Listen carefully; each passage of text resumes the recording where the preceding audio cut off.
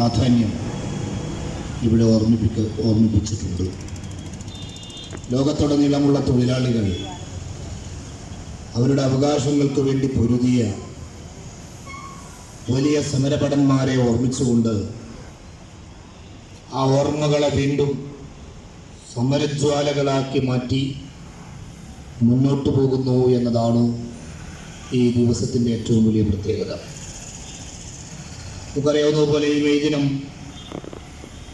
ഇന്ത്യയിൽ ഒരു തിരഞ്ഞെടുപ്പ് നടക്കുന്ന ഘട്ടത്തിലാണ് നമ്മൾ മെയ് ദിനത്തിലൂടെ കടന്നു പോകുന്നത്.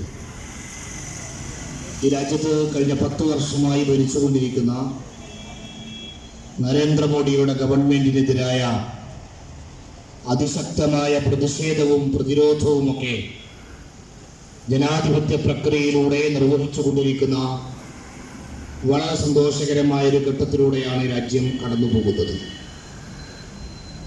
ഇന്ത്യയിൽ ഈ 10 വർഷത്തെ ഭരണം ആരെയൊക്കെയാണ് നശിപ്പിച്ചത്, ആർക്കെതിരെയൊക്കെയാണ് നിലപാടുകൾ സ്വീകരിച്ചത് എന്ന ചോദ്യത്തിന് ഒരുപാട് ഉത്തരങ്ങൾ നമ്മുടെ മുമ്പിലുണ്ട്. ഇവിടുത്തെ ന്യൂനപക്ഷങ്ങൾ, ദളിതുകൾ, പിന്നോക്ക വിഭാഗങ്ങൾ, സാധാരണക്കാർ, കർഷകർ, തൊഴിലാളികൾ, സർവോപരി ഇന്ത്യക്കാരായ മുഴുവൻ മനുഷ്യരെ ഇല്ലായ്മ ചെയ്യുന്നതിന് വേണ്ടിയും സംഘപരിവാറിന്റെ സമഗ്രാധിപത്യ കോർപ്പറേറ്റ് ഭരണം നടപ്പിലാക്കുന്നതിനും വേണ്ടിയാണ് ഈ മോഡി ഗവൺമെന്റ് ശ്രമിച്ചത്. അതുകൊണ്ട് തന്നെ ദുരിതം പേറുന്ന തൊഴിലാളികളും കർഷക തൊഴിലാളികളും കർഷകരുമെല്ലാം വലിയ സമരവുമായി രംഗത്തുള്ള ഘട്ടമാണ്. ഈ സന്ദർഭത്തിൽ നമുക്ക് കുറച്ച് പറയാൻ കഴിയും. ഈ തെരഞ്ഞെടുപ്പിൽ നരേന്ദ്രമോദിക്കെതിരെ വിധിയെഴുതാൻ ഇന്ത്യയിലെ തൊഴിലാളികൾ ഒരുമിച്ച് നിൽക്കുന്ന ശ്രദ്ധേയമായ മുന്നേറ്റമായിരിക്കും മോഡിയെ താഴെയിറക്കാനുള്ള തെരഞ്ഞെടുപ്പായി ഈ തൊഴിലാളികളും കർഷകരും ഈ തെരഞ്ഞെടുപ്പിനെ കാണും എന്ന ഉറച്ച ബോധ്യം നമുക്കുണ്ട്.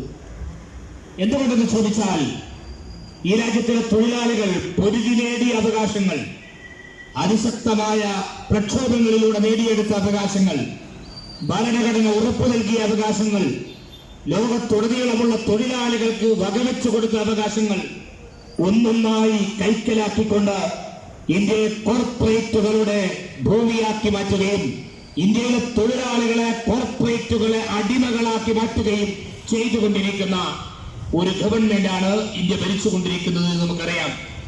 4 ലേബർ കോഡുകളെ കുറിച്ച് ഇവിടെ സൂചിപ്പിച്ചു. ആ ലേബർ കോഡുകളെ സാരാംശം എന്തെന്ന് ചോദിച്ചാൽ ഇന്ത്യയിലെ തൊഴിലാളികളെ കോർപ്പറേറ്റുകളുടെ അടിമകളാക്കി മാറ്റുകയും അവരുടെ ആശ്രിതരായി മാറ്റുകയും തൊഴിലിടങ്ങളിൽ ഇവർക്ക് ലഭിക്കുന്ന സകല അവകാശങ്ങളെയും റദ്ദു ചെയ്തുകൊണ്ട് അവർക്കെതിരായ പ്രതിഷേധവും പ്രതിരോധവുമായിട്ടാണ് ഇന്ത്യയിലെ തൊഴിലാളികൾ മുന്നോട്ട് പോയിക്കൊണ്ടിരിക്കുന്നത്. അതുകൊണ്ട് തന്നെ തൊഴിലാളികളുടെ പ്രതിഷേധാഗ്നിയിൽ സംഘപരിവാറിന്റെ കോർപ്പറേറ്റ് ഭരണം തകർന്നടിയും എന്നാണ് നമ്മൾ ഇതൊക്കെ പറയാൻ ആഗ്രഹിക്കുന്നത്.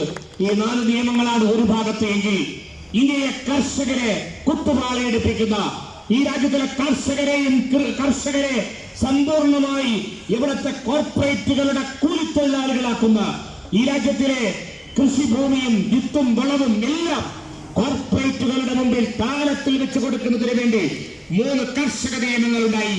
അതിനെ എതിരായ വലിയ പ്രക്ഷോഭം രാജ്യത്ത് നടന്നുകൊണ്ടിരിക്കുകയാണ്.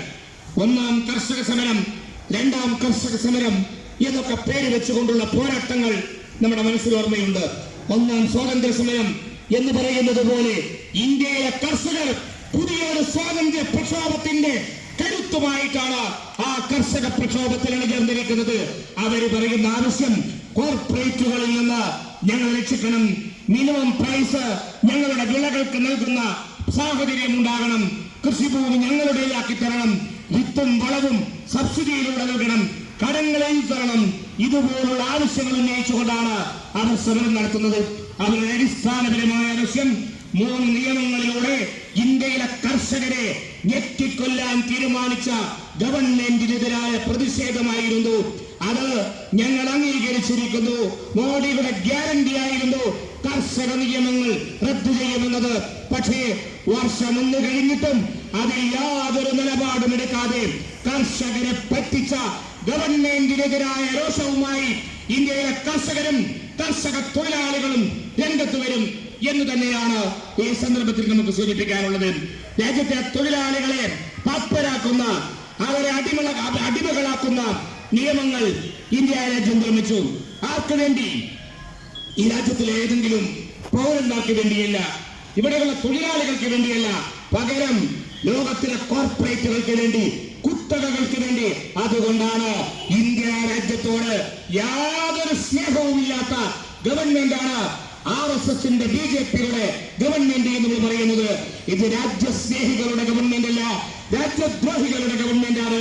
അഥവാ ഇന്ത്യയിലെ തൊഴിലാളികളെ ദ്രോഹിച്ച, കർഷകരെ ദ്രോഹിച്ച, കോർപ്പറേറ്റുകൾക്ക് പാദസേവ ചെയ്ത, അവർക്ക് വേണ്ടി നിയമങ്ങൾ നിർമ്മിച്ച ഈ ജനങ്ങളെ ഇല്ലാതാക്കാൻ ശ്രമിച്ച ഗവൺമെന്റാണിത്.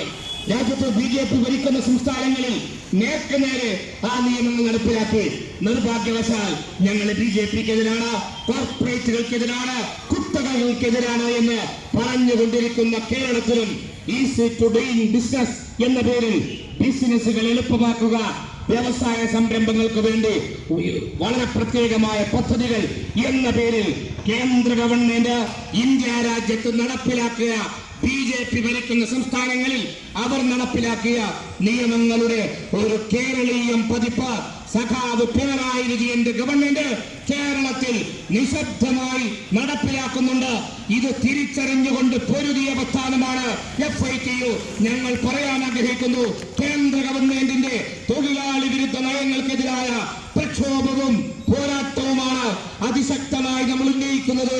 അതോടൊപ്പം തന്നെ കേരളത്തിലെ തൊഴിലാളി പക്ഷ ഗവൺമെന്റ് എന്ന് പറഞ്ഞുകൊണ്ട് അധികാരത്തിലിരിക്കുന്ന CPMന്റെ, പിണറായി വിജയന്റെ, LDFന്റെ ഗവൺമെന്റ് നടപ്പിലാക്കിക്കൊണ്ടിരിക്കുന്ന തൊഴിലാളി വിരുദ്ധ നയങ്ങളും ഈ കേരളത്തിലെ ബിസിനസ് സജീവമാക്കുക, വ്യവസായ സംരംഭങ്ങൾക്ക് വേണ്ടി വഴിയൊരുക്കുക എന്ന പേരിൽ മോഡിയുടെ പദ്ധതി നടപ്പിലാക്കിക്കൊണ്ടിരിക്കുന്നു.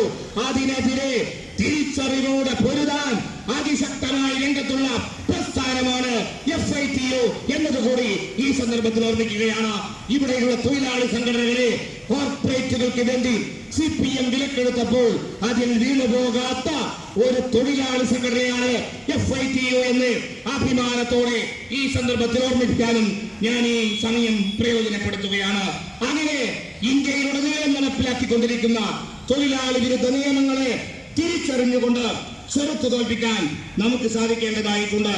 ഈ തൊഴിലാളികൾ ആവശ്യപ്പെടുന്ന വളരെ പ്രധാനപ്പെട്ട ഒരാവശ്യം, ഇന്ത്യയിലുടനീളം മിനിമം വേജ് 600 രൂപയായി നിശ്ചയിച്ചുകൊണ്ട് 18,000 രൂപ ഒരു തൊഴിലാളിക്ക് മാസം ലഭിക്കുന്ന സ്വഭാവത്തിലേക്ക് ഈ രാജ്യത്തിലെ തൊഴിൽ നിയമങ്ങളെ പരിഷ്കരിക്കണമെന്നാണ്. അതോടൊപ്പം തന്നെ പെൻഷൻ എന്ന് പറയുന്നത് അവർക്ക് കിട്ടുന്ന മിനിമം ശമ്പളത്തിന്റെ, വേതനത്തിന്റെ പകുതിയായി നിശ്ചയിച്ചുകൊണ്ട് ഈ രാജ്യത്തിലെ മുഴുവൻ തൊഴിലാളികൾക്കും, കർഷക തൊഴിലാളികൾക്കും, ക്ഷേമനിധിയിൽ ഉള്ള തൊഴിലാളികൾക്കും സാർവത്രിക പെൻഷൻ എന്ന നിലക്ക് ആ മിനിമം വേജിന്റെ പകുതി 9,000 രൂപയെങ്കിലും ഒരു മാസം പെൻഷൻ കൊടുക്കുന്ന സ്വഭാവത്തിലേക്ക് ഒരു സമഗ്ര പരിഷ്കരണം ഇന്ത്യ രാജ്യത്ത് നടപ്പിലാക്കണം. കേരളം അതിൽ മുൻകൈയെടുക്കണം എന്നുകൂടിയാണ് ഈ സന്ദർഭത്തിൽ നമുക്ക് സൂചിപ്പിക്കാനുള്ളത്. ഈ രാജ്യത്ത് നരേന്ദ്രമോദിയുടെ 10 വർഷത്തെ ഗവൺമെന്റ് കൊണ്ട് എന്തുണ്ടായി എന്ന് ചോദിച്ചാൽ ഒരു ഭാഗത്ത് തൊഴിലാളി ദ്രോഹ നടപടികൾ വരികയാണ്. GSTയും നോട്ട് നിരോധവും ഈ രാജ്യത്തിന് എന്താണ് സംഭാവന ചെയ്തത് എന്ന ചോദ്യത്തിന് ഉത്തരം ഇന്ത്യയിലെ ചെറുകിട സംരംഭങ്ങൾ, ലക്ഷക്കണക്കിന് ചെറുകിട സംരംഭങ്ങൾ അടച്ചുപൂട്ടപ്പെട്ടു എന്ന് പറഞ്ഞാൽ അതിന്റെ അർത്ഥം അവിടങ്ങളിൽ തൊഴിൽ ചെയ്യുന്ന ലക്ഷക്കണക്കായ മനുഷ്യർ തൊഴിലില്ലാതെ തെരുവിലേക്ക് വലിച്ചെറിയപ്പെട്ടു.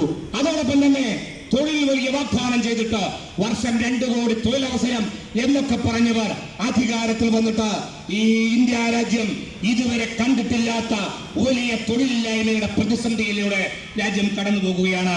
44% തൊഴിലില്ലായ്മ ഈ രാജ്യത്തെത്തിയിരിക്കുന്നത് എന്ന് പറഞ്ഞാൽ പകുതിയോളം ആളുകൾക്ക് തൊഴിലില്ലാത്ത പ്രശ്നം ഈ രാജ്യം അനുഭവിക്കുകയാണ് എന്ന് നമ്മൾ മനസ്സിലാക്കേണ്ടതായിട്ടുണ്ട്.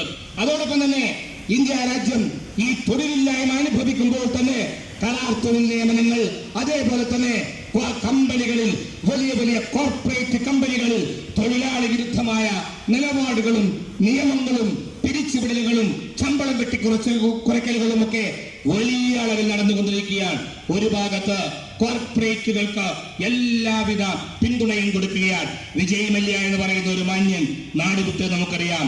അങ്ങനെ നാട് വിട്ട ഇന്ത്യയിലെ ബാങ്കുകളിൽ നിന്ന് പണം കടത്തിക്കൊണ്ട് നാട് വിട്ടുപോയ ബാങ്ക് കൊള്ളക്കാർ അഥവാ മോദിയുടെ കൂട്ടുകാരും BJP-യുടെ ഉറ്റതോഴന്മാരുമായ ചിലർ നാട് വിട്ടിട്ടുണ്ട്. അവരുടെ പണത്തിൽ 68,000 കോടിയാണ് 68,000 കോടിയാണ് അവരുടെ ബാങ്ക് ലോണുകൾ എഴുതി തള്ളിയത് എന്ന് നമുക്ക് കാണാൻ സാധിക്കുന്നു. ഇന്ത്യയിലെ വലിയ കുത്തകകളുടെ മൊത്തം 5,35,000 കോടി രൂപ 5,35,000 കോടി രൂപ കോർപ്പറേറ്റുകൾക്ക് വേണ്ടി വമ്പൻ സ്രാവുകൾക്ക് വേണ്ടി ബാങ്ക് ലോണുകൾ എഴുതി തള്ളിയിട്ടുണ്ട്. അവര് ചോദിച്ചാൽ പറയാ, ഈ BJP-യുടെ ആളുകളും സംഘികളും പറയാം അങ്ങനെ എഴുതി തള്ളിയിട്ടില്ല, അത് റൈറ്റ് ഓഫ് ചെയ്തതാണെന്നാ പറയാം. റൈറ്റ് ഓഫ് എന്നുള്ള എൻ്റെ പച്ച മലയാളമാണ്. എഴുതി തള്ളുക എന്ന് നമുക്ക് ആർക്കും അറിയാത്ത കാര്യമൊന്നുമില്ല. അത് ബാങ്ക് ഇങ്ങനെ മാറ്റി എഴുതിയതാണെന്നാ പറയാ. ഞങ്ങൾ ചോദിക്കട്ടെ, ഈ 5,35,000 കോടി രൂപ തിരിച്ചു പിടിക്കാൻ നരേന്ദ്രമോദിക്ക് നട്ടല്ലുണ്ടോ എന്ന ഗൗരവപ്പെട്ട ചോദ്യം ഈ സന്ദർഭത്തിൽ നമ്മൾ ഉയർത്തുകയാണ്. അതിന് നട്ടലുണ്ടാകില്ല. കാരണം എന്താന്ന് ചോദിച്ചാൽ, അവര് ഷെൽ കമ്പനി ഉണ്ടാക്കിയിട്ട് അവരെ പല രീതിയിൽ ഇലക്ട്രൽ ബോണ്ടിലൂടെയും മറ്റുമൊക്കെ ഇവിടുത്തെ ഗവൺമെന്റിനെ താങ്ങി നിർത്താൻ വേണ്ടി പണം ഒഴുക്കിക്കൊണ്ടിരിക്കുന്നു. അതിന്റെ പേരിലാണ് ഈ ബാങ്ക് നിന്ന് പണമെടുത്തത് എന്ന് പറഞ്ഞാൽ, നമുക്ക് തിരിയുന്ന ഭാഷയിൽ പറഞ്ഞാൽ ബാങ്കിൽ നിന്ന് ലോൺ എടുക്കുക, വിദേശത്ത് കമ്പനി തുടങ്ങുക, അവിടേക്ക് നാട് മാറുക, അവിടെ പോയി നിൽക്കുക, ലോൺ എടുത്തത് മുഴുവൻ എഴുത്തള്ളുക എന്നത് സാധാരണക്കാരന്റെ പണം കോർപ്പറേറ്റുകൾക്ക് കൊടുക്കുക എന്നിടത്തിലേക്ക് എത്തിയിരിക്കുകയാണ്. ഒരു ഭാഗത്ത് ഈ സ്വഭാവത്തിൽ ബാങ്ക് ലോണുകൾ ഉൾപ്പെടെ പലതും കൊടുത്തുകൊണ്ട് എഴുതി തള്ളിക്കൊണ്ട് നികുതി ഇളവ് കൊടുത്തുകൊണ്ട് ഇന്ത്യയിലെ കോർപ്പറേറ്റുകളെ സംരക്ഷിക്കുന്നു. ഇതോടൊപ്പം തന്നെ വലിയ ദാരിദ്ര്യത്തിൽ വലിയ അളവിൽ കടമെടുത്തുകൊണ്ടിരിക്കുന്നതും നമുക്ക് കാണാൻ കഴിയുന്നു. ഇന്ത്യ രാജ്യത്ത് കടത്തിന്റെ വർധനവ് വലിയ അളവിൽ ഉണ്ടായിക്കൊണ്ടിരിക്കുകയാണ്. അഥവാ പൊതുകടം ഒരിക്കലുമില്ലാത്ത വിധത്തിൽ വളർന്നുകൊണ്ടിരിക്കുന്നു എന്ന് നമുക്ക് കാണാൻ സാധിക്കുന്നു. എന്തുകൊണ്ട് ഈ പൊതുകടം വർദ്ധിക്കുന്നു എന്ന് ചോദിച്ചാൽ, രാജ്യത്ത് സമ്പത്ത് വലിയ അളവിൽ കടമായി വാങ്ങുകയും ഈ കഴിഞ്ഞ 10 വർഷം കൊണ്ട് 57% പൊതുകടത്തിന്റെ വർധനവ് എന്ന് പറഞ്ഞാൽ, ഇന്ത്യ രാജ്യത്തിലെ ഓരോ മനുഷ്യനും 64,000 രൂപ ഇന്ത്യയുടെ വകയിൽ കടം. അതേപോലെ തന്നെ കേരളത്തിന്റെ വകയിൽ 1,00,000 രൂപയോളം കടം എന്ന് പറഞ്ഞാൽ കടമെടുത്ത് മുടിഞ്ഞുകൊണ്ടിരിക്കുകയാണ് കേരള കേന്ദ്ര ഗവൺമെന്റുകൾ. ഈ പൊതുകടം എന്ന പേരിൽ എടുത്തുകൊണ്ട് കോർപ്പറേറ്റുകൾക്ക് വേണ്ടി ബാങ്കുകൾ കൊടുക്കുക. ഇന്ത്യ ഗവൺമെന്റും കേരള ഗവൺമെന്റും ഒക്കെ സ്വദേശ വിദേശ കമ്പനികളിൽ നിന്ന് വലിയ പലിശക്ക് പണം കടമെടുക്കുക, എന്നിട്ട് കുത്തുപാളയെടുത്ത് തകർന്നുകൊണ്ടിരിക്കുകയാണ് രാജ്യമെന്ന് നമുക്ക് കാണാൻ സാധിക്കുന്നു. ഇങ്ങനെ വലിയ അളവിൽ കടമെടുത്ത് ആളുകൾ പ്രയാസപ്പെടുന്നു. സാമ്പത്തിക സമൃദ്ധിയുണ്ട് എന്നാണ് നരേന്ദ്രമോദി പറയുക. ആർക്കാ സമൃദ്ധി ഉണ്ടാകുന്നത്? നമുക്കറിയാം, ഇപ്പോൾ പുറത്തു വന്ന ഒരു കണക്ക്, ഇന്ത്യ രാജ്യത്ത് ജീവിക്കുന്ന 1% ആളുകളുടെ കയ്യിലാണ് ഈ രാജ്യത്തിന്റെ സമ്പത്തിന്റെ 40.5% എന്ന് പറഞ്ഞാൽ 1% സമ്പത്ത് മുഴുവൻ കൈവശം വെച്ചുകൊണ്ടിരിക്കുന്നത്. 146 സമ്പന്നർ ഈ രാജ്യത്തിന്റെ സമ്പത്തിന്റെ വലിയ അളവ് കൈവശം വെച്ചുകൊണ്ടിരിക്കുകയാണ്. 10% ആളുകള് 63% സാമ്പത്തിക സ്രോതസ് കൈയടക്കി രാജ്യത്തെ അടക്കി വാഴുകയാണ്. ഈ രാജ്യത്തിലെ പാവപ്പെട്ടവരും ദരിദ്രരും പിന്നോക്ക ജാതിയിലും പെട്ട 50%-ലധികം ആളുകൾക്ക് ആകെയുള്ളത് 3% ആസ്തിയാണ്. അവരുടെ ഭൂമിയുടെ വിഹിതമതാണ്. 80 കോടിയോളം മനുഷ്യർ ദാരിദ്ര്യരേഖയ്ക്കും താഴെ പ്രയാസമനുഭവിച്ചുകൊണ്ട് വീടില്ലാതെ, കുടിയില്ലാതെ, തൊഴിലില്ലാതെ പ്രയാസപ്പെടുന്ന രാജ്യമാണ്. ഞങ്ങൾ ചോദിക്കട്ടെ, നരേന്ദ്രമോദിയോട് ഏത് രാജ്യത്തെ കുറിച്ചാണ് നിങ്ങൾ സംസാരിക്കുന്നത്? സാമ്പത്തിക ശക്തിയായി എന്ന് ഇന്ത്യയെ കുറിച്ച് പറയുമ്പോൾ ഈ 80 കോടി മനുഷ്യർ, പട്ടിണി കിടക്കുന്നവർ, വീടില്ലാത്തവർ, ഭൂമിയില്ലാത്തവർ, തൊഴിലില്ലാത്തവർ, അക്ഷരം പഠിക്കാൻ സൗകര്യമില്ലാത്തവർ, കുടിവെള്ളമില്ലാത്തവർ, ദാരിദ്ര്യത്തിന്റെ കണ്ണീരും പ്രയാസവുമായി കഴിഞ്ഞുകൂടുന്ന മനുഷ്യരെ കുറിച്ച് നിങ്ങൾ എന്താണ് സംസാരിക്കാത്തത്? അതാണ് ഇന്ത്യ രാജ്യത്തിലെ തൊഴിലാളികളുടെ അവസ്ഥ, ഇന്ത്യ രാജ്യത്തിലെ ദരിദ്രരുടെ അവസ്ഥ. ഈ 80 കോടിയോളം വരുന്ന മനുഷ്യർക്ക് വേണ്ടി ശബ്ദിക്കുന്ന പ്രസ്ഥാനത്തിന്റെ വിൽപ്പേരാണ് FITO. വെൽഫെയർ പാർട്ടി എന്ന് ഈ സന്ദർഭത്തിൽ പറയാൻ ഞാൻ ആഗ്രഹിക്കുകയാണ്. ഞങ്ങൾ അവരെ മറക്കുകയില്ല. അവരെ ചേർത്ത് പിടിച്ചുകൊണ്ട് അവർക്ക് കൂടി ക്ഷേമരാഷ്ട്രത്തിന്റെ ഗുണഫലങ്ങൾ നേടിക്കൊടുക്കാനുള്ള രാഷ്ട്രീയ പോരാട്ടമാണ് നമ്മൾ ഏറ്റെടുത്തിരിക്കുന്നത് എന്ന് മനസ്സിലാക്കുവാൻ നമുക്ക് കഴിയേണ്ടതായിട്ടുണ്ട്. ഇങ്ങനെ രാജ്യം പ്രതിസന്ധിയിലൂടെ കടന്നു പോകുന്നു. നമുക്കറിയാം, അദാനിയുടെ കയ്യിൽ 11 ലക്ഷം കോടി രൂപ. ദാരിദ്ര്യം വലിയ അളവിൽ ഉണ്ടായപ്പോൾ, കോവിഡ് കാലത്ത് എല്ലാവരുടെയും വരുമാനം ഉണ്ടായപ്പോൾ ഇദ്ദേഹത്തിന് മാത്രം ദിവസം 1000 കോടിയുടെ വരവ്. ആളുകൾ പരിശോധിച്ച് നോക്കി ഇതെങ്ങനെയുണ്ടെന്ന്. പരിശോധിച്ച് നോക്കുമ്പോഴാണ് ഇതൊരു തട്ടിപ്പിന്റെ കഥ പുറത്തു വന്നത്. മോഡിയുടെ ഉറ്റചങ്ങാതിയായ ഈ മനുഷ്യന്റെ കയ്യിൽ 11 ലക്ഷം കോടി രൂപ, അംബാനിയുടെ കയ്യിൽ 2.5 കോടി ഇന്ത്യക്കാരുടെ പണം. അവരിങ്ങനെ സുഖിച്ചു ദൂർത്തടിച്ച് ജീവിക്കുകയാണ്. ഇതെങ്ങനെയാ കിട്ടുന്നത്? അവര് ഏതെങ്കിലും നിലക്ക് അധ്വാനിച്ചുണ്ടാക്കിയതല്ല. ഇന്ത്യയുടെ ഖനിജങ്ങൾ, നമ്മുടെ ഭൂമി, നമ്മുടെ ബാങ്കിലെ പണം എല്ലാം എഴുതി കൊടുത്തുകൊണ്ട്, ഒരുപാട് നിയമങ്ങൾ നിർമ്മിച്ചിട്ട് അന്യായമായി പണം കൊടുത്തുകൊണ്ട്, അന്യായമായി എഴുതി കൊടുത്തുകൊണ്ട് കൽക്കരി ഇറക്കുമതി എന്നൊക്കെ പറഞ്ഞിട്ട് പല രീതിയിൽ ഇവർക്ക് പണം താരത്തിൽ വെച്ചു കൊടുത്തുകൊണ്ടാണ് ഇവർ വളർന്നുകൊണ്ടിരിക്കുന്നത്. അഥവാ കോർപ്പറേറ്റുകളെ പാലൂട്ടി വളർത്തുന്ന നരേന്ദ്രമോദിക്കെതിരായ ജനരോഷമാണ് ഈ തെരഞ്ഞെടുപ്പിൽ നമുക്ക് കാണാൻ സാധിക്കുന്നത്. അതുകൊണ്ട് തന്നെ അഴിമതി രാജ്യമായി ഇന്ത്യ രാജ്യം മാറിയിരിക്കുന്നു. ഇലക്ട്രിക് ബോണ്ട് മുതൽ കോർപ്പറേറ്റുകളുടെ ദാസ്യം വരെ ആ അഴിമതിയുടെ ഉദാഹരണമാണ്. അതിനെ ചെറുത്തു തോൽപ്പിക്കാൻ വലിയ മുന്നേറ്റം ഈ സന്ദർഭത്തിൽ ഉണ്ടായി വരേണ്ടതായിട്ടുണ്ട്. സാധാരണക്കാരായ മനുഷ്യർ പ്രയാസം അനുഭവിക്കുന്ന ഈ ഘട്ടത്തിൽ ആ സാധാരണക്കാരായ തൊഴിലാളികളുടെ പ്രശ്നങ്ങളും പ്രയാസങ്ങളും തിരിച്ചറിഞ്ഞുകൊണ്ട് ആ പ്രശ്നങ്ങളെ പരിഹരിക്കാനുള്ള വലിയ ഒരു ചുവടുവെപ്പ് ഈ രാജ്യത്ത് നടന്നു വരേണ്ടതായിട്ടുണ്ട്. അതിനു വേണ്ടിയാണ് തൊഴിലാളി പ്രസ്ഥാനങ്ങൾ ശ്രമിക്കേണ്ടത്. കൂട്ടായ ശ്രമം തൊഴിലാളികൾക്കിടയിൽ ഉണ്ടാകേണ്ടതുണ്ട് എന്നാണ് നമുക്ക് പറയാനുള്ളത്. നമുക്കറിയാം എങ്ങനെയാണ് നരേന്ദ്രമോദിയുടെ ഗവൺമെന്റ് ഈ രാജ്യത്ത് മുന്നോട്ട് പോകുന്നത് എന്ന് ചോദിച്ചാൽ വിഷലിപ്തമായ വർത്തമാനം പറഞ്ഞുകൊണ്ടിരിക്കുകയാണ്. വിഷപ്പാമ്പ് മാനത്ത് നിറങ്ങിയിരിക്കുകയാണ്. സാധാരണ വിഷപ്പാമ്പൊക്കെ പുറത്തിറങ്ങുക വലിയ ചൂടുണ്ടാകുന്ന കാലത്തണല്, മാനത്തിൽ ചൂടുണ്ടാകുന്ന കാലത്ത് പുറത്തിറങ്ങുന്നത് പോലെ കാട്ടുമൃഗങ്ങൾ കാട്ടിൽ വെള്ളമില്ലാതാകുമ്പോൾ പുറത്തിറങ്ങുന്നത് പോലെ വിഷനാഹക്ക് പുറത്തേക്ക് നെട്ടികെട്ട നരേന്ദ്രമോദി എന്ന ഈ രാജ്യത്തിലെ രാജ്യദ്രോഹിയും വിഷവർത്തമാനം പറയുന്ന, അത് മാത്രം പറഞ്ഞ് ശീലമുള്ള പ്രധാനമന്ത്രി പുറത്തിറങ്ങിയിരിക്കുന്നു. മോഡിയുടെ വിഷനാക്ക് നേറ്റി രംഗത്തിറങ്ങിയിരിക്കുകയാണ്. എന്താ കാരണമെന്ന് ചോദിച്ചാൽ ഈ തെരഞ്ഞെടുപ്പ് BJPയുടെ വാട്ടർലൂ ആകും, പരാജയപ്പെടുമെന്ന ഉറപ്പ് അവർക്ക് മുമ്പിൽ വന്നിരിക്കുന്നു. പരിഹാരം എന്താ എന്ന് ചോദിച്ചാൽ വംശീയത ഇളക്കിവിടുക്കുക, വംശീയത ഉണ്ടാക്കുക, വർഗീയത ഉണ്ടാക്കുക. ഹിന്ദുക്കളും മുസ്ലിങ്ങളും തമ്മിൽ തെറ്റണം, എന്നിട്ട് മുസ്ലിങ്ങൾക്കെതിരെ സംസാരിച്ചിട്ട് സകല ഹിന്ദു വിശ്വാസികളുടെയും വോട്ട് നേടിയെടുക്കാമെന്ന് വിചാരിക്കുകയാണ്. പക്ഷേ മോഡിയോട് പറയാനുള്ളത്, ഇവിടുത്തെ പ്രശ്നങ്ങൾ അനുഭവിക്കുന്ന തൊഴിലാളി, കർഷകൻ, കണ്ണീര് കുടിക്കുന്ന മനുഷ്യൻ, അവർ എല്ലാ മതത്തിലും പെട്ടവരാണ്. അതുകൊണ്ട് താങ്കളുടെ വിഷവിത്ത് പാകി ജയിക്കാമെന്ന മോഹം നടക്കാൻ പോകുന്നില്ല എന്നാണ് പറയാനുള്ളത്. എന്തൊക്കെയാ പറയുന്നത്? ഇന്ത്യയിലെ സമ്പത്ത് മുഴുവൻ കൈക്കലാക്കാൻ വേണ്ടി കോൺഗ്രസ് എന്ന് പറയുന്ന പ്രതിപക്ഷ നേതൃത്വത്തിന്റെ പ്രസ്ഥാനം മുസ്ലിങ്ങൾക്ക് സമ്പത്ത് മുഴുവൻ കൊടുക്കാൻ പോവാണ്. ഇവിടുത്തെ ഹിന്ദു സ്ത്രീകളുടെ മംഗല്യസൂത്ര അടിച്ച് തകർക്കാൻ പോകുകയാണ് എന്ന് പറഞ്ഞാൽ വിവാഹിതരായ സ്ത്രീകളെ തട്ടിക്കൊണ്ടുപോകാൻ വേണ്ടി കോൺഗ്രസ് ഇവിടുത്തെ മുസ്ലിം ആളുകൾക്ക് പിന്തുണ കൊടുക്കാൻ വേണ്ടി പോകുകയാണ്. സംവരണം എന്ന നിലക്ക് ഇവിടുത്തെ ദളിതുകളുടെ സംവരണം എടുത്തുകൊണ്ട് മുസ്ലിങ്ങൾക്ക് കൊടുക്കാൻ കോൺഗ്രസ് തീരുമാനിച്ചിരിക്കുകയാണ്. ശരീഅത്ത് നടപ്പിലാക്കാൻ പോകുകയാണ് എന്നൊക്കെ പറഞ്ഞിട്ടാണ് ഈ വിഷലിപ്തമായ പ്രചരണങ്ങളുമായി വരുന്നത്. ഞങ്ങൾ പറയട്ടെ, എത്ര തന്നെ വിഷലിപ്തമാക്കിയാലും ഇന്ത്യ രാജ്യം ഇതിനെ പുറങ്കാലുകൊണ്ട് ചവിട്ടിയെറിയുക തന്നെ ചെയ്യും. ഇന്ത്യയിലെ ഹൈന്ദവ വിശ്വാസികൾക്ക് ആത്മവിശ്വാസമുണ്ട്, അവർക്ക് കരുത്തുണ്ട്. അവരെ അപമാനിക്കുകയാണ് നരേന്ദ്രമോദി ചെയ്യുന്നത്. അതുകൊണ്ട് ഈ അപമാനം അവസാനിപ്പിക്കണം. വിഷനാക്ക് പുറത്തു നീട്ടിയ നരേന്ദ്രമോദിയെ അദ്ദേഹത്തിന്റെ നരിമഠകളിൽ അവസാനിപ്പിക്കാൻ വേണ്ടി തന്നെ ഈ തെരഞ്ഞെടുപ്പ് പോരാട്ടത്തെ അതിശക്തമായി പ്രയോജനപ്പെടുത്തിയ സംസ്ഥാനമാണ് കേരളവും തമിഴ്നാടും ഉൾപ്പെടെയുള്ള സംസ്ഥാനങ്ങൾ. മറ്റു സംസ്ഥാനങ്ങളിലും ആ വലിയ റിസൾട്ട് കാണുമെന്ന പ്രതീക്ഷയിലാണ് നമ്മൾ മുന്നോട്ട് പോകുന്നത്. ഇന്ത്യ സഖ്യം വലിയ ആവേശകരമായ ഒരു ചുവടുവെപ്പാണ്.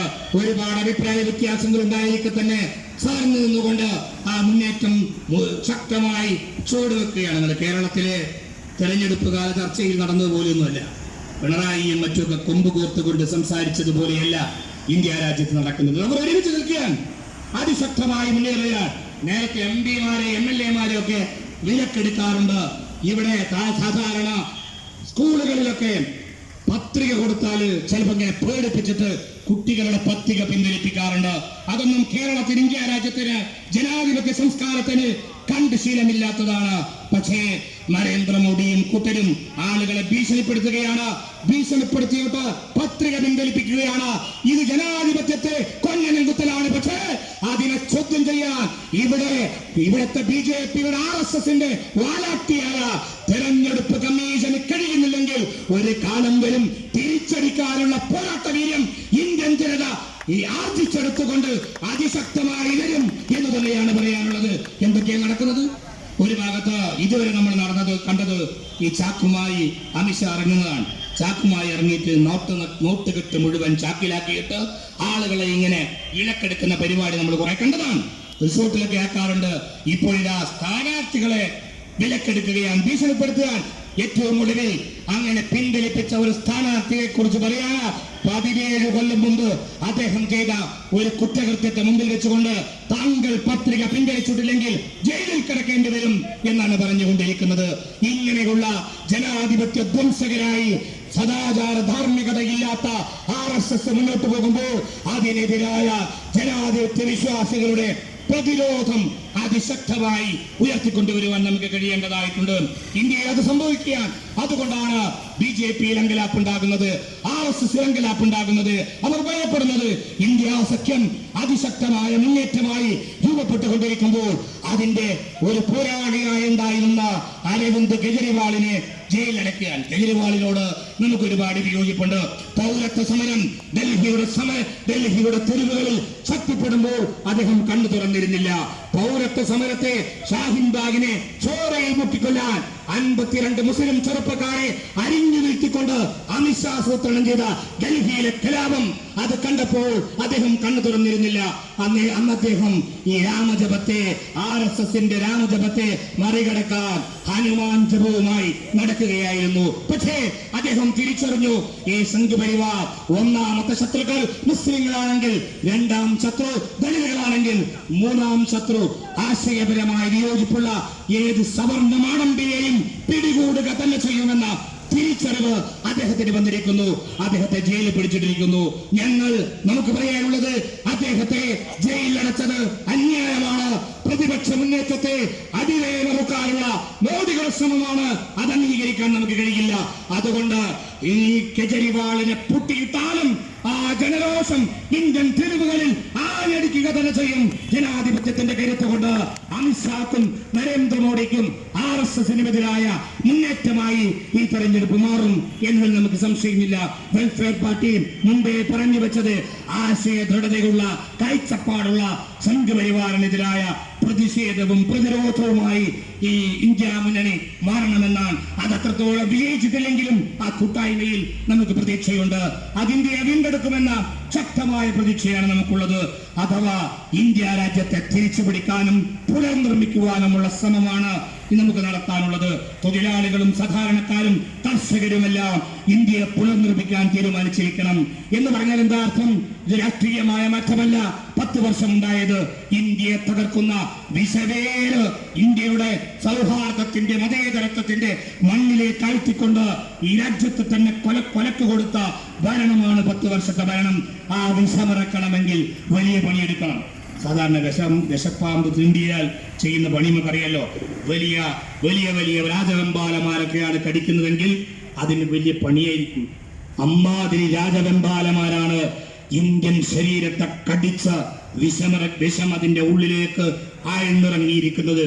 അഥവാ RSS-ന്റെ വിഷം ഗാന്ധിജിയെ കൊന്ന ആ തെരുവ് ഗുണ്ടയുടെ വിഷം, അതേപോലെ തന്നെ ബാബരെ വെച്ച് തകർത്ത ഇന്ത്യയിലെ ജനാധിപത്യ ബോധത്തെ തകർത്ത, ഇന്ത്യയിലെ മതേതര ബോധത്തെ തകർത്ത RSS-ന്റെ വിഷം, അതേപോലെ തന്നെ ഗുജറാത്തിന്റെ തെരുവുകളിൽ നിരവധിയായ മനുഷ്യരെ കൂട്ടക്കശാപ്പ് ചെയ്ത ആ വംശീയ വിദ്വേഷത്തിന്റെ വിഷം, അതേപോലെ തന്നെ മണിപ്പൂരിലെ ക്രിസ്ത്യാനികളെ പൂർണ്ണമായി ഇല്ലായ്മ ചെയ്യാൻ തീരുമാനിച്ചുകൊണ്ട് 280 പേരെ കൊലക്ക് കൊടുത്ത 50,000 പേരെ വീടില്ലാതാക്കിയ അങ്ങനെയുള്ള മാരകമായ വിഷം ഇന്ത്യൻ തെരുവുകളിലേക്ക്, ഇന്ത്യൻ ശരീരത്തിലേക്ക്, ഇന്ത്യയുടെ ഭൂമിശാസ്ത്രത്തിലേക്ക് അവർ ചീറ്റിത്തെറിപ്പിച്ചിട്ടുണ്ട്. അതിനെ കഴുകിക്കളയാൻ വലിയ സാമൂഹിക രാഷ്ട്രീയ നവീകരണ പ്രവർത്തനം വേണം. അത് നിർവഹിക്കുക എന്ന രാഷ്ട്രീയ ദൗത്യമാണ് വെൽഫെയർ പാർട്ടിക്ക് FITU-വിന് നിർവഹിക്കാനുള്ളത്. നമ്മൾ അത് നിർവഹിക്കും. ഏത് പ്രതിസന്ധികളെയും മറികടന്നുകൊണ്ട് RSS വിഷലിപ്തമാക്കുന്ന ഇന്ത്യൻ മണ്ണിനെ മതേതരത്വത്തിന്റെ കരുത്തുകൊണ്ട് തിരിച്ചുപിടിക്കാനുള്ള പോരാട്ടങ്ങളിൽ നമ്മൾ മുന്നോട്ട് പോകും. എന്ത് വില കൊടുത്തും ആ മുന്നേറ്റത്തെ നമ്മൾ നയിക്കുക തന്നെ ചെയ്യുമെന്നാണ് ഈ സന്ദർഭത്തിൽ സൂചിപ്പിക്കാനുള്ളത്. അതേപോലെ തന്നെ ഇന്ത്യയിലെ തൊഴിലാളികളെ അവർ തകർത്തെറിഞ്ഞിട്ടുണ്ട്. ഇന്ത്യയിലെ കർഷകരെ അവർ നശിപ്പിച്ചിട്ടുണ്ട്. 1,75,000 1,75,00,000 കർഷകരാണ് കാർഷിക തൊഴിൽ അവസാനിപ്പിച്ച് ഞങ്ങളുടെ ഭൂമി ഞങ്ങൾക്ക് വേണ്ട, ഞങ്ങൾ ഈ പാടത്ത് പണിയെടുക്കുന്നില്ല, മണ്ണിൽ അധ്വാനിക്കുന്നില്ല എന്ന് പറഞ്ഞുകൊണ്ട് പിന്മാറിയത്. ഞങ്ങൾ അവരോട് പറയുന്നു, ഇന്ത്യയെ നമുക്ക് തിരിച്ചു പിടിക്കണം, കൃഷിഭൂമി നമുക്ക് തിരിച്ചു പിടിക്കണം. നമ്മുടെ മണ്ണ് നമ്മുടേതാണ്. അത് RSSകാരൻ്റെതല്ല. അത് RSSകാരൻ കോർപ്പറേറ്റുകൾക്ക് കൊടുത്താൽ തിരിച്ചു പിടിക്കാനുള്ള ആഗ്രഹം നമുക്കുണ്ടാകണം. അങ്ങനെ ആ കാർഷിക മേഖലയെ നമുക്ക് തിരിച്ചു പിടിക്കണം. ഇന്ത്യയിലെ തൊഴിലിടങ്ങളെ നമുക്ക് തിരിച്ചു പിടിക്കണം. കോർപ്പറേറ്റുകൾക്ക് തീരെഴുതി കൊടുത്ത ഈ തൊഴിലിടങ്ങളെ തിരിച്ചു പിടിക്കാനുള്ള പോരാട്ടം നമുക്ക് നടത്തി മുന്നോട്ട് പോകണം. ഈ തൊഴിലാളി ദിനത്തിൽ, മെയ് ദിനത്തിൽ നമുക്ക് ആ പ്രതിജ്ഞയാണ് എടുക്കാനുള്ളത്. അതിശക്തമായ രാഷ്ട്രീയ പോരാട്ടത്തിലൂടെ, അതിശക്തമായ ജനകീയ മുന്നേറ്റത്തിലൂടെ, അതേപോലെ തന്നെ തൊഴിലാളികളുടെ അവകാശ പോരാട്ടങ്ങളിലൂടെ ഇവിടത്തെ നരേന്ദ്രമോദിയുടെ RSSന്റെ കോർപ്പറേറ്റ് ഗവൺമെന്റ് തകർത്തു കളഞ്ഞ തൊഴിൽ മേഖലയെ, കാർഷിക മേഖലയെ, അതേപോലെ തന്നെ മതേതര ഇന്ത്യയെ തിരിച്ചു പിടിക്കാനുള്ള പോരാട്ടത്തിൽ ഒരുമിച്ച് നമുക്ക് മുന്നോട്ട് പോകാം. ഈ വലിയ ചൂടിലും പ്രയാസത്തിലും ഈ മെയ് ജനറാലിയിൽ പങ്കെടുത്ത് അവകാശബോധത്തിന്റെ കരുത്തുറ്റ മനസ്സുമായി എന്റെ മുമ്പിൽ ഇരിക്കുന്ന തൊഴിലാളി പ്രവർത്തകരായ സുഹൃത്തുക്കളെ, സഹോദരന്മാരെ ഹൃദയത്തിൽ ചേർത്ത് പിടിച്ചുകൊണ്ട് വെൽഫെയർ പാർട്ടിയുടെ ക്ഷേമാഭിവാദ്യങ്ങൾ നേർന്നുകൊണ്ട് ഞാൻ എന്റെ വാക്കുകൾ ഉപസംഹരിക്കുകയാണ്. നമ്മൾ ജയിക്കും, നമ്മളാണ് ജയിക്കുക. ഈ പോരാട്ടങ്ങൾ പരാജയപ്പെടുകയില്ല. ജയ് ഹിന്ദ്.